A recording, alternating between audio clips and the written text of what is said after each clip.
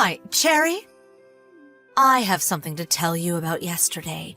Do you have time to talk right now? Thank you for having us yesterday.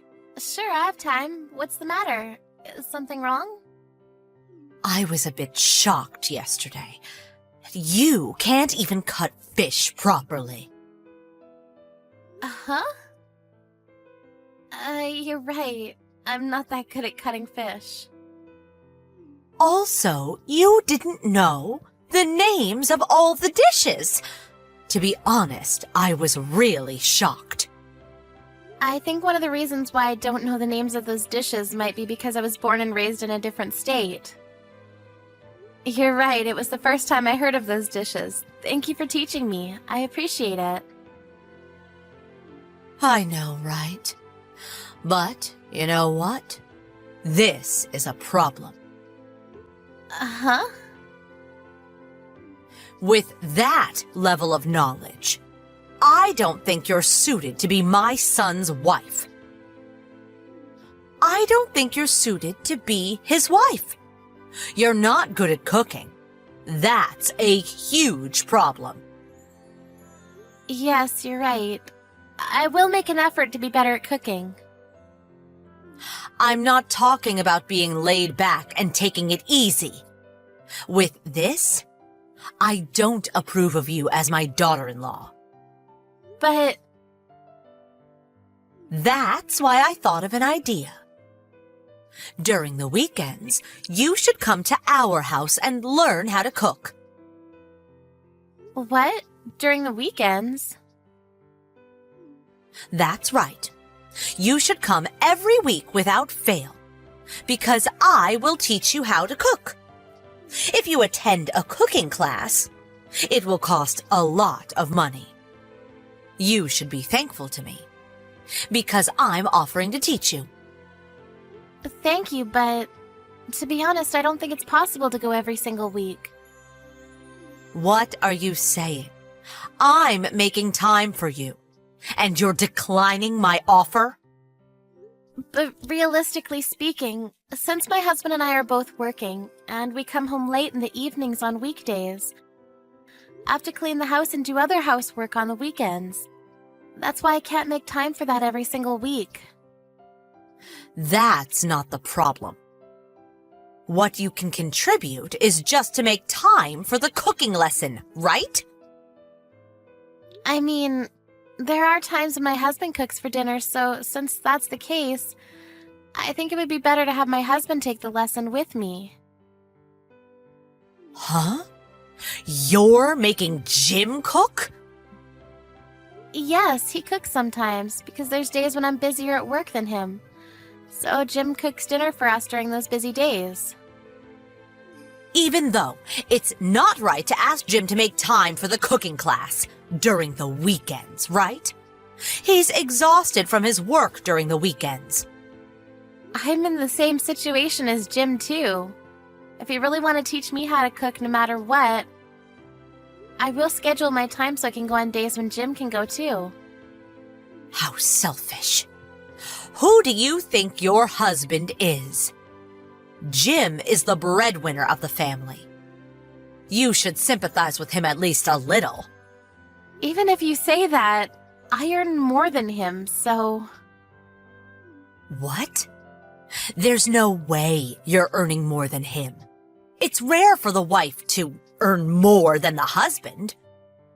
It might just be because the company I work for pays well, but I earn more than Jim, and I might not have told you yet about this, but I'm the one who's been sending you the allowance needed for your daily expenses. Is that so?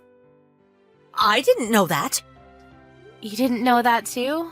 With that said, I really don't think that I should be the only one who needs to learn to cook.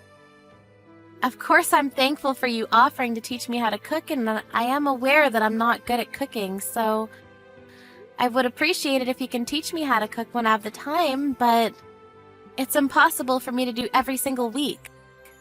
You're making fun of Jim, aren't you? Huh? I never said such a thing.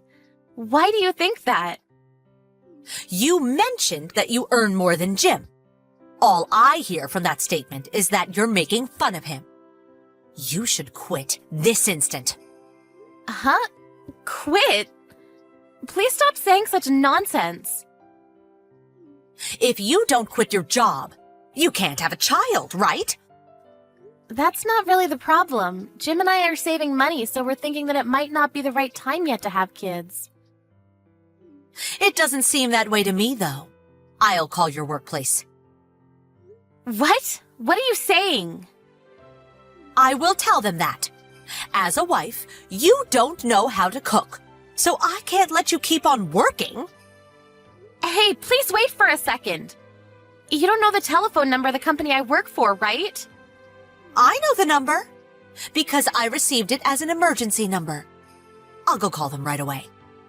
Even if you do that, there's no point in doing it. It will only be a nuisance to the company, so could you please stop?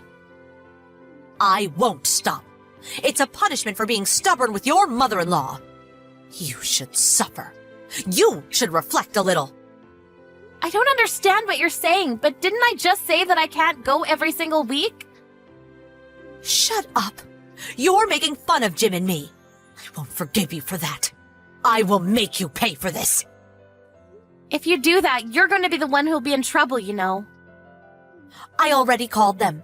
I also told them about all the bad things you said about us. Because of that, you will have a hard time at the office, right? You should hurry and quit your job. You're right, my colleague was the one who talked to you on the phone. I apologized to her for the inconvenience, even though she was busy. You made me apologize for something I didn't do. Huh? It seems like she completely thinks that my mother-in-law is crazy. Why am I the one who is crazy? No one in their right mind would call the workplace of their daughter-in-law to ask them if the company is going to fire her, you know. I'll be finishing work now because I can't concentrate on my work if you keep on doing this to me. You should just quit your job. You can't even make a child. If you can't make a child in 3 years, I will ask you to leave. Huh? Then why are you still here? What do you mean? I heard from my father-in-law that it took you 5 years before you gave birth to Jim. How did you know that? Despite that, you tell me to have a child in 3 years? Don't you think you're in the wrong? As for today's conversation, I'll ask Jim to tell his father. Also, if you keep on treating me like this, I think I'll have no choice but to stop visiting your house. Why? I need to teach you how to cook, so you should come, or else. I was planning to go, but I never thought you would call my company and make a fuss. Also, I contacted Jim earlier. He said he'll go learn how to cook with me when he can make time, you know. Is that so? Jim will come too? Yes. He said that your cooking is always delicious, so he said that he wants to learn your cooking techniques if he can, but never has he ever thought that this is your true colors. It's just a misunderstanding, isn't it? Whatever. Just come here and bring Jim with you. I'll teach you how to cook. No thanks, we're fine now. Jim and I decided to distance ourselves from you. Why? What do you mean, distance yourselves from me? You told me to leave if I can't make a child within 3 years, right? It's almost 3 years since Jim and I have been together, so I'm thinking of staying away from you. Of course you can't do that. What is Jim saying? Jim is also furious right now. He said it was unbelievable that you even called my office just to say that. I was wrong for doing that, but I just wanted to see the face of my grandchild, and I thought that stress from work might be bad for your health. Isn't your husband tired of you because you take such forceful actions? My husband? There's no way he would say such a thing. Because he's always silent and doesn't complain. Just like how you're treating me right now, all your words and actions that hurt me. My father-in-law was the one who kept on apologizing on your behalf. I didn't know that. He did that for me? I think it's more like he's doing it for his family, though. Where is my husband? He's not in our room. Did you take him somewhere? The three of us decided to eat out tonight. He'll probably be able to relax a little since the noisy one's not around. Well, what about me? Take me with you! How about you just stay at home and cook those dishes that you've been bragging so much about? After that, Victoria tried calling Sherry and Jim, and of course her husband, but no one answered her calls. So she ended up eating supper all by herself. When her husband arrived home later in the evening, he pretended to not see Victoria and ignored her. So Victoria finally apologized. She was told that he won't listen to her if she doesn't apologize to Cherry, so even though Victoria doesn't want to apologize, she decided to go and apologize to Cherry. Apparently, she's thinking of cooking her signature dish that she's very proud of to bring with her to Cherry and Jim's house to apologize to them.